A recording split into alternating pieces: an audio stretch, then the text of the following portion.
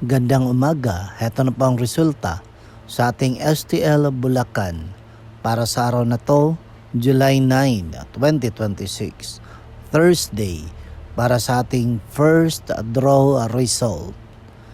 Ihanda ng mga STL tickets at heto na, ibibigay ko na ang resulta.